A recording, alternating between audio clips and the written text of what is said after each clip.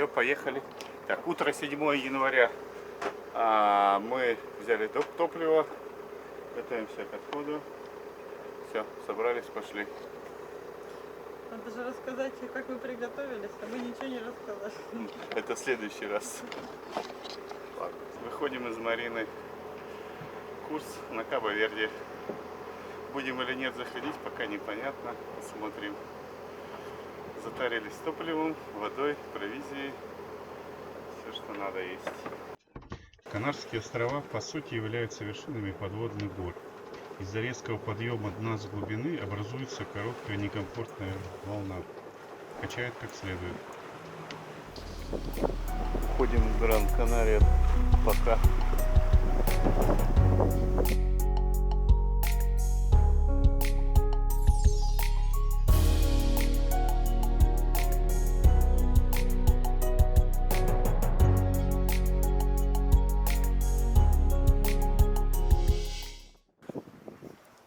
День третий. Продолжаем наше движение в сторону Кабо-Верде. Сегодня будет хорошая солнечная погода. Море успокоилось. Ветер 18-20 узлов. Скорость около 5,5 узлов. Идем под одним гротом. Курс некомфортный для установки Генуи и грота одновременно. Скорости достаточно, поэтому не паримся. Быть может позже поставим с растяжкой на спиннакер гик.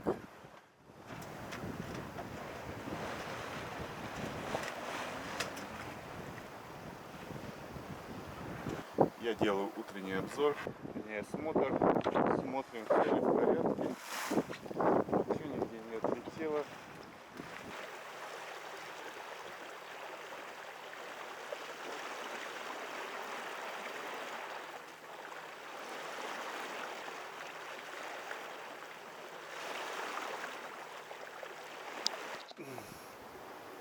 Десятое января. Погода отличная, горизонт чист, ветер хороший, попутный, идем с хорошей скоростью, ждем штиль по прогнозам. Пробуем ловить на нового кальмарчика красного. Сине-белые что-то не клюют, те, которые португальские, хорошо в Португалии работали. Здесь нужен бело-красный. Одного уже съели. Остался один, воблера съели, который мы купили в Декатлоне. Очень жалко, но попало что-то очень большое, вытянуть не смогли бы. Вот так.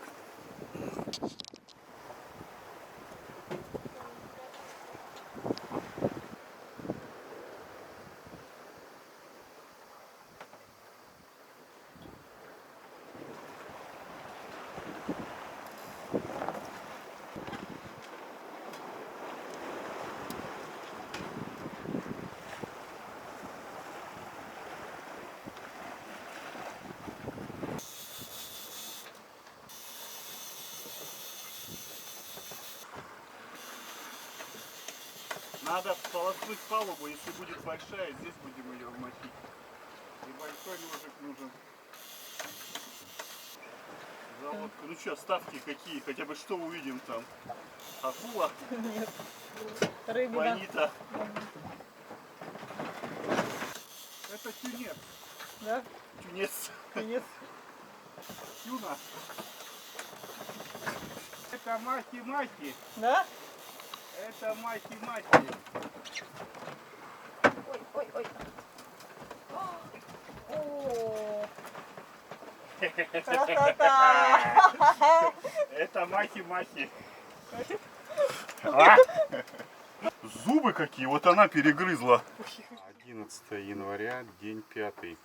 Находимся в 350 миль ориентировочно от Кабо-Верде.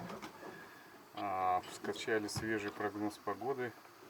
Попадаем на большую штилевую зону. Будем в ней находиться около 2-3 дней. Вот здесь вот сегодня у нас получается пятница. Пятница, вот они мы. Здесь мы дальше теряем ветер. Оказываемся в огромной штилевой зоне. Принято решение моторить. Пока есть ветер, идем на парусах. Потом включим двигатель. К тому времени, через 2-3 дня, поймаем ветер на северо-западе от Капо-Верде. И пойдем в сторону Барбадоса. Пожинали бы рыбу. О, повел. А, это махи! Это махи! Большая махи! Да? Ну, чтобы дельфины ее не сорвали, да? И сожрали. Сорвали? Не, вон она, махи. Жуковица. А, Скорей. а? Пришла, вон она. О, махи была! О, да. Камеру выключать. 12 января. Продолжаем движение на юго-запад. Прошли около 600 миль. Сегодня в Атлантике штиль. Мы в обширной штилевой зоне. Будем находиться порядка 2 дней в ней. Моторим со скоростью 4,5 узла на минимальных оборотах 1200 при минимальном расходе. Пользуясь случаем, займемся ремонтом автопилота.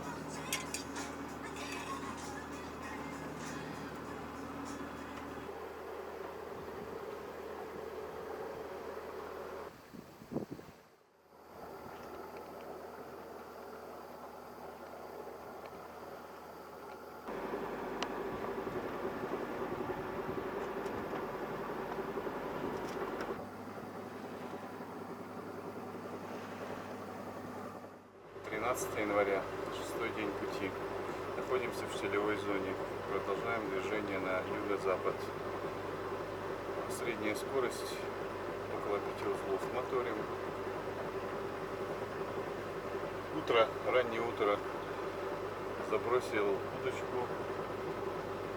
Сегодня должна быть хорошая рыба. Вчера ничего не поймали и не ловили особо.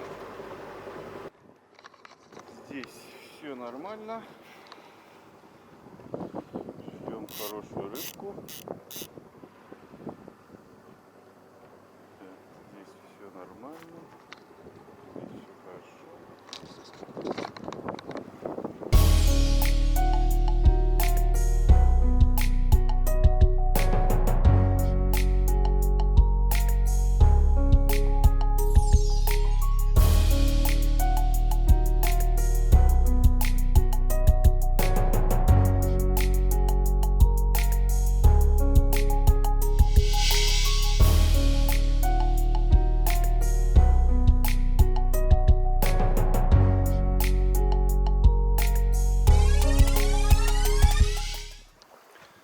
Утро 14 января, 7-й день пути, прошли порядка 750 миль до цели 1968. Штилевую зону, надеюсь, прошли. На двигателе около 70 часов наработки за это время, это почти 3 суток. Хватит моторить, надоело уже, будем идти под парусами. Сегодня утром появился ветерок, поставили паруса. Ветер небольшой, порядка 10 узлов, но волны еще нет. Паруса стоят стабильно, не хлопают.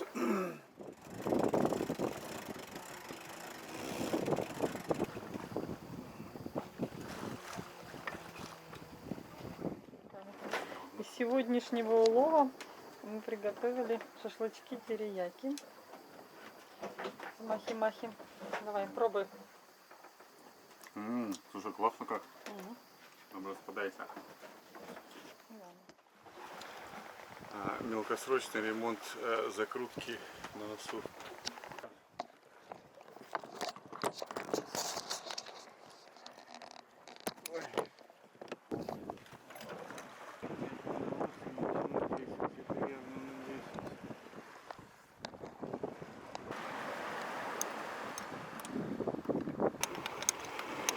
Где потерял фигаку, я не знаю, все остальные протянул. Собираюсь, ухожу.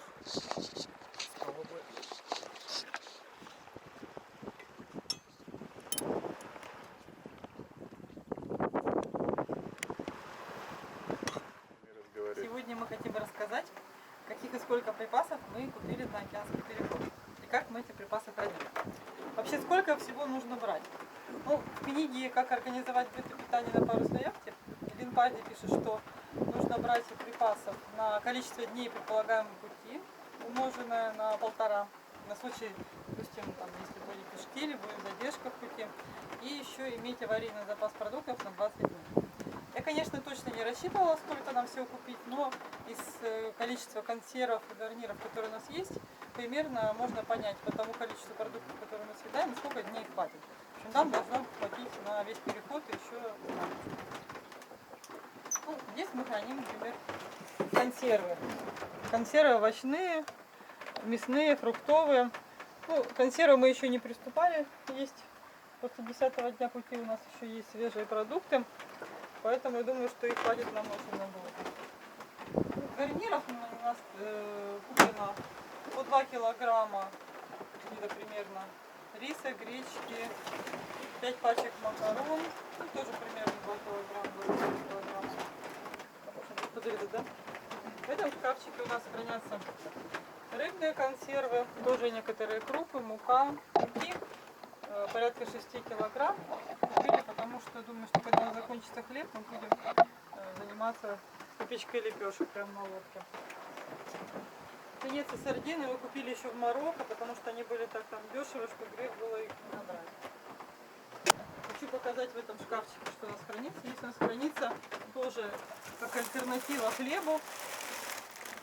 Такие вот хлебцы сушеные мы приобрели и крекеры. На случай, когда он закончится хлеб, и захочется пожевать чего-то хлебного. И вот здесь у меня висит такая сеточка с фруктами. Это то, что у нас осталось после 10 дней пути. Фруктов, конечно, можно было взять и больше, потому что едим мы их очень хорошо, с удовольствием. Бананы были абсолютно зеленые. Вот это то, что осталось последняя партия, которые созрели. Еще у нас есть некоторое количество яблок. Яблокам вообще ничего не делается, они хранятся отлично, потому что они вот такие твердые, покрытые чем-то, поэтому их можно брать сколько угодно много. Еще хочу показать, как у нас хранятся лимоны. Этот способ я вычитала в интернете, и он себя оправдал. Каждый лимон нужно завернуть в отдельную фольгу, и тогда с ним ничего не делается. Эти лимоны были куплены еще в Марокко больше месяца назад. Так, я не показала еще один шкафчик. В этом шкафчике тоже хранятся крупы. Те крупы, которые не в открытом виде, я их просто обворачиваю в дополнительный целлофановый пакет для изоляции. А те, которые открыты, они хранятся в пластиковых банках. Помидоры тоже очень хорошо хранятся без холодильника. Они тоже были зелеными, куплены, сейчас уже покраснели. Ну и лук. Некоторый лук также тут из Марокко. До сих пор и ничего не случилось. Все, что касается хранения овощей и фруктов. Есть овощи и фрукты, которые хорошо хранятся без холодильника. Это картошка, лук, помидоры, фрукты, которые я уже показала. А есть такие продукты, которые лучше хранить только в холодильнике. Как, например, моя практика показала, морковку необходимо хранить в холодильнике, потому что без холодильника она чернеет и засыхает. В холодильнике она лежит отлично, с ней ничего не происходит, потому что там достаточная температура и влажность. Ну и также в холодильнике я храню более нежные овощи, допустим, такие как там баклажаны, перец, салат, потому что в холодильнике они тоже лучше сохраняются.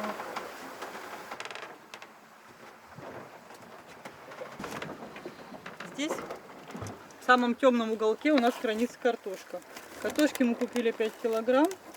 Для нее самая большая проблема это то, что она может позеленеть, поэтому поставила в уголок и закрыла вот такой еще черной тканью для того, чтобы картошка не позеленела. Ну и здесь вы дальше можете видеть стратегические запасы туалетной бумаги, бумажных полотенец. Это без этого в походе, конечно, не обойдешься. Я еще купила молоко длительного хранения, упаковку, потому что мы его употребляем, делаем блинчики, так что он нам понадобится.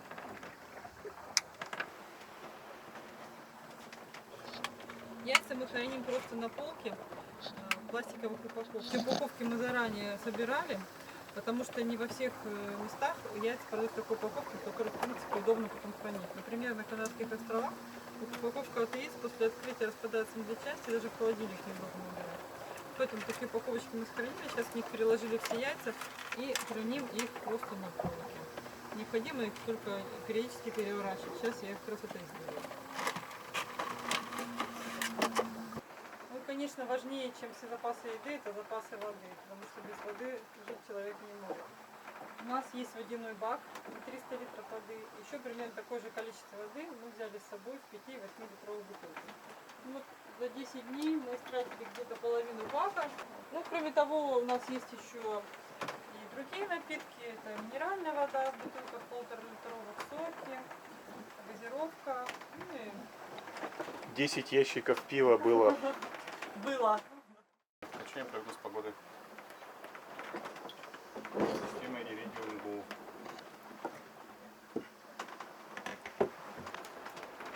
Включаем Iridium Go. Поднимаем антенну. Ждем, когда система поймает спутники. Система готова. Сигнал есть. Качаем две модели PVG, PVE Connected. Пошло скачивание.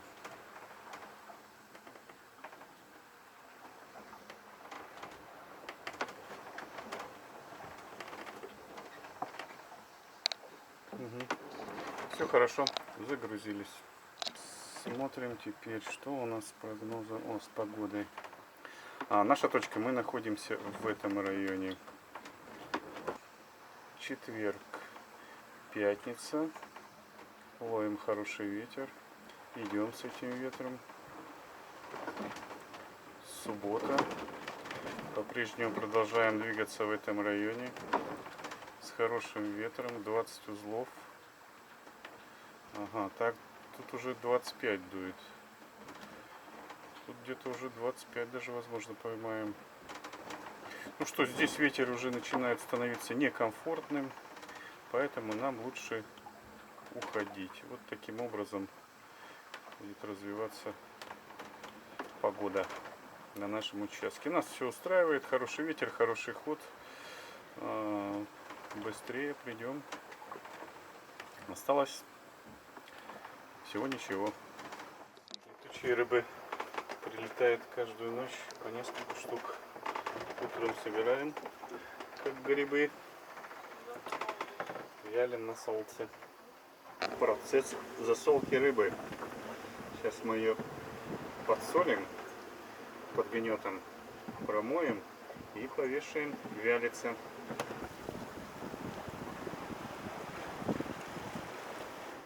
Восемнадцатый день пути, 1468 миль до цели, прошли половину. Сегодня ветрено, имеем ветер по 30 узлов, хороший ход. Несем полный грот и маленький кусочек стакселя. Скорость 6,5-7 узлов. Сегодня был тяжелый день, тяжелое утро.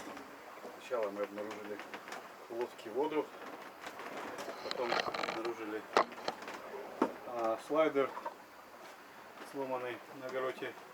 Пришлось снимать грот, привязываться к мачте, перешивать крепление. Пошла откуда вода, пока непонятно. Черпали, вроде бы соленая. Будем искать. До земли 1300 миль.